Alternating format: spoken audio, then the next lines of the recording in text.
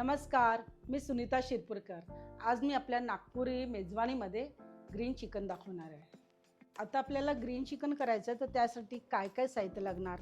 त्यासाठी लागणार पालक, कोथिंबीर, आलं लसणाची पेस्ट, तेजपत्ता, एक लिंबू, हिरव्या मिरच्या, मिरे, कलमी, त्यासाठी काजू पण लागणार आणि आपल्याला फोडणी करता थोडासा कांदा, हळद,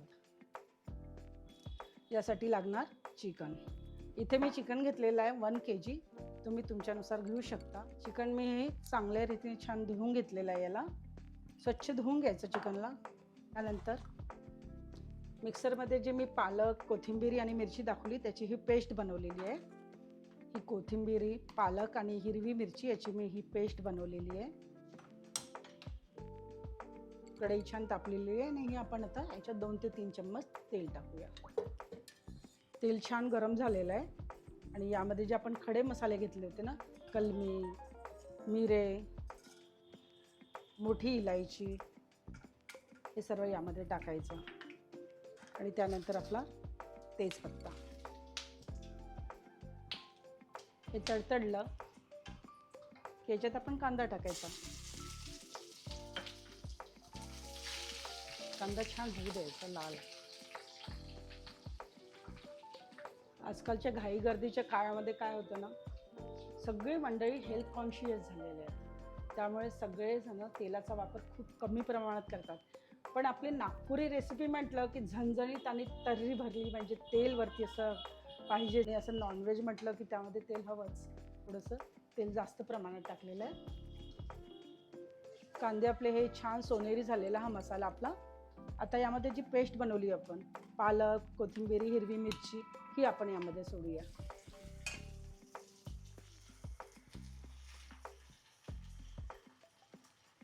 यामध्ये थोडंसं मीठ, आपल्या चवीनुसार आपण मीठ टाकू आणि थोडी हळद।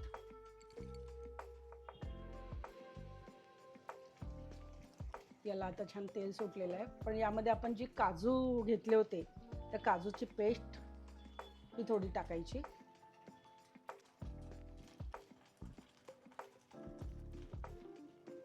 आणि मग याला ना हे सगळं मिश्रण छान तेल सुटेपर्यंत परत 10 मिनिट 15 मिनिट याला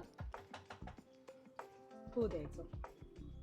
आपले 10 मिनिट झाले आणि याला छानपैकी मस्त तेल सुटलेलं आहे। आता याचाच अर्थ की आपली ही पेस्ट पूर्ण तयार झालेली आहे। आता आपण याच्यामध्ये चिकन टाकूया।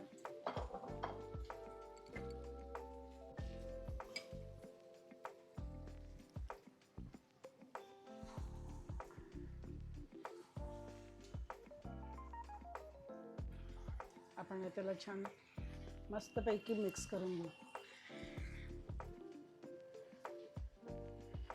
या चिकनला आपण मस्तपैकी छान मिक्स केलं की आता 10 मिनिटात रेडी होणार। तुम्ही बघू शकता किती सुंदर ग्रीन कलर आलाय ना, हिरवा कंच कलर आलेला आहे। वाह, क्या बात है। आहा, छान मस्तपैकी सुगंध दरवळलेला आहे। रेडी टू ईट, एकदम खाण्याकरता तयार।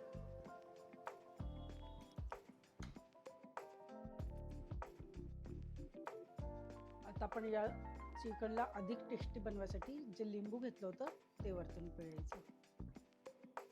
त्यामुळे काय होईल, चिकन अधिक टेस्टी लागेल। आणि आपलं जे बटर आहे ते वरतून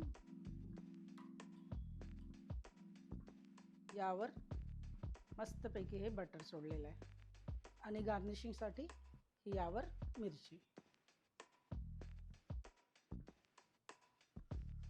आणि यावर थोडासा सांबार टाकायचा। आपलं हे ग्रीन चिकन एकदम रेडी। तुम्ही पण करून बघा आणि कमेंट्समध्ये नक्की सांगा कसं बनलंय ते मला।